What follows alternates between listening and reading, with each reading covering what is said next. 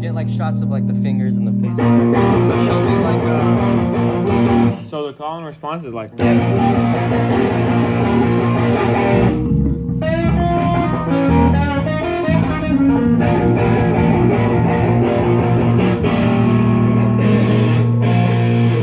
that like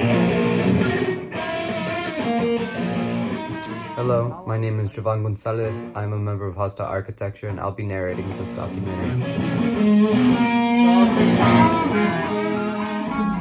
We made this band for a school project, but all of our motivations go beyond grades. All of us knew what was happening in Palestine, that it was wrong, but before this project, at least I was very unknowledgeable. think about filling this extra space with risk.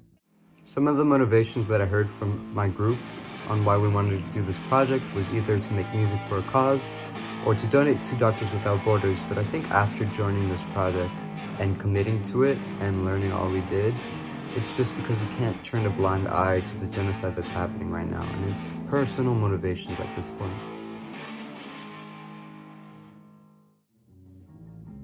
We all made sure to do individual research, as it meant a lot to us that we got our facts straight. For me, the research was so our music wasn't insensitive, but also so we didn't generalize. It wasn't enough just to say that another conflict was happening. I needed to know the weight of this before I tried expressing it to others, especially those that might not care initially. We needed to make them care.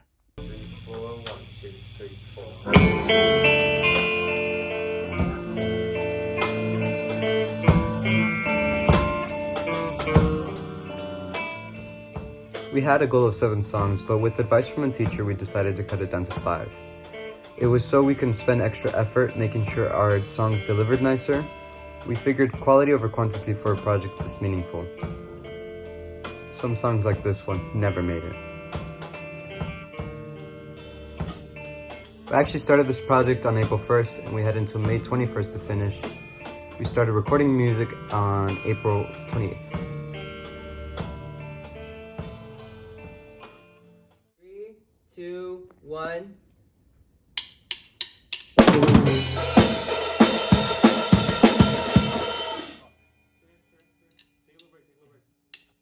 Ready? 3, 2, 1.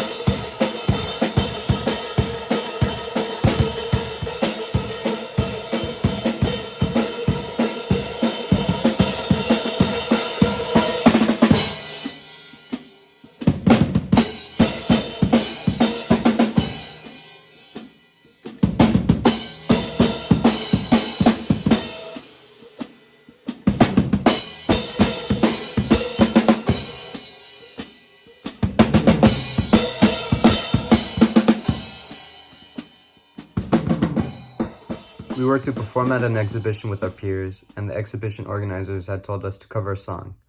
We chose Funeral Solution by The OCs, a band that actually inspired us sonically for our music. Ready? Somebody makes noise, right?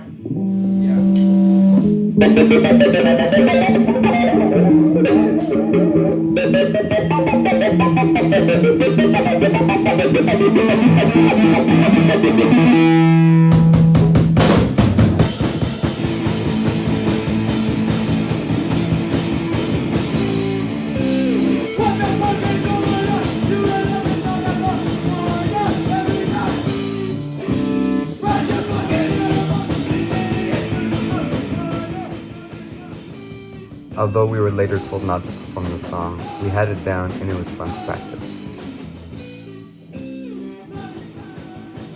Just due to the way we organized things, our planned performances went from 3 to 2 to only 1, and that one was the exhibition. We had to ensure our performance is great. The only worry we did have, though, was that it was a school-sponsored event. The issue being we had been censored by admin before regarding topics of Palestine and genocide.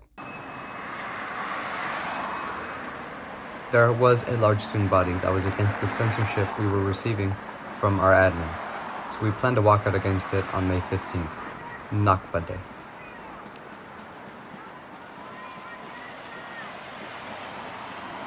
$17 billion this year alone went to Israel. While we struggle to pay for our health care, they are bombing innocent civilians. Not one more dollar for genocide. Stand up! Small, but passionate and loud is how I would describe our walkout group. We made enough noise to catch the attention of admin, and although nothing changed, they knew what to expect and what we stood for. You're not in trouble, are you? What's up? We didn't get you in trouble, did we? Not yet. So, hi, what's your name? Hi, my name is Amadis Franco. And what's your message to the people? My message to Da Vinci schools is to stop silencing students. Speaking out about genocide is not political. Saying free Palestine is humanitarian, not political. Stop silencing students from voicing our opinions. We are not trying to say this is what the school says. We are just trying to spread the message to stop genocides. And to the students, I ask them to stand up and fight back against Palestinian genocide, to get educated and have empathy, and be aware of what is happening. Yeah.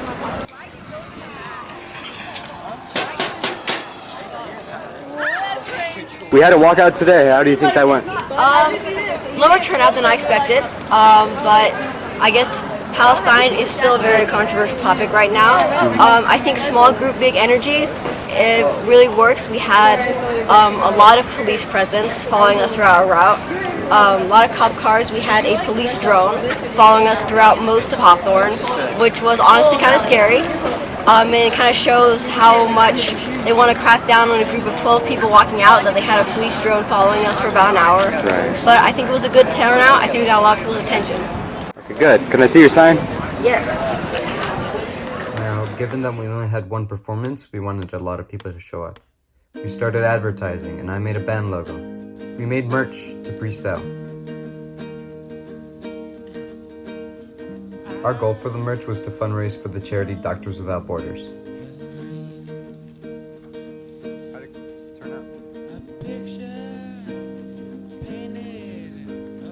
Initially, we had set our donation goal at $350 donated by the end of the project, but with advice from our teacher, we had raised it to $500, which still seemed achievable. As a group, we had to lean heavy into the merch making and selling process. I'm proud of what we were able to make.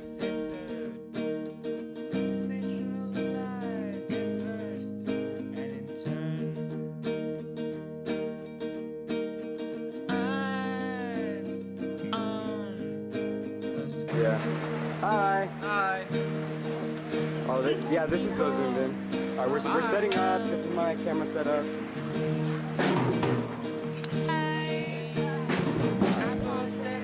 We're at the WWO kitchen. Oh, hey. Alright, this is inside here.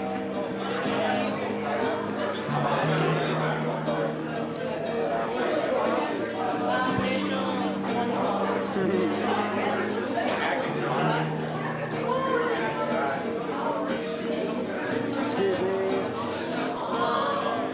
We got lots of projects. Hi. Hello. When you play? Huh? 6. We're on that 6. Alright, this is our title. Hi. This is our stand. Yeah, our stand. We're selling merch. Yeah,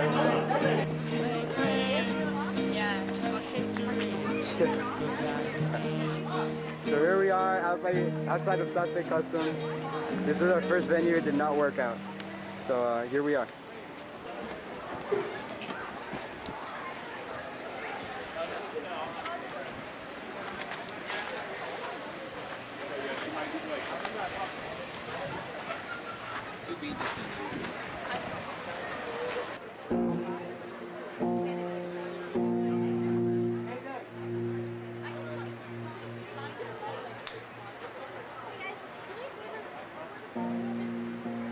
We had quite the large audience and a lot of people expressed interest in our project, even enough to go to the poster board, where they took pictures of the QR code or took a free zine and expressed they wanted to donate later.